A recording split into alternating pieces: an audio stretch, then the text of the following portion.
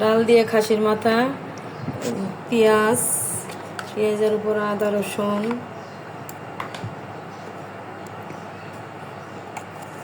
জিরার গুঁড়ো,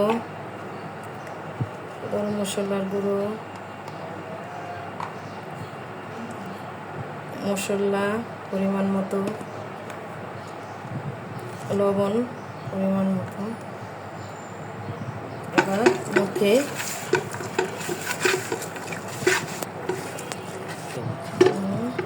এখন তেল দিব, পরিমাণ মতো তেল দিয়ে মধ্যে প্রেশার কুকারে খাসির মাথাগুলো এভাবে দিয়ে দিব।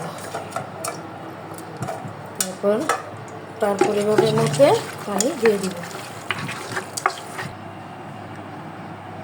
বুটের ডালে দিয়ে খাসির মাথা এখন প্রেশার কুকারটা লাগিয়ে দিব, পরে বুটের ডাল অ্যাড করব।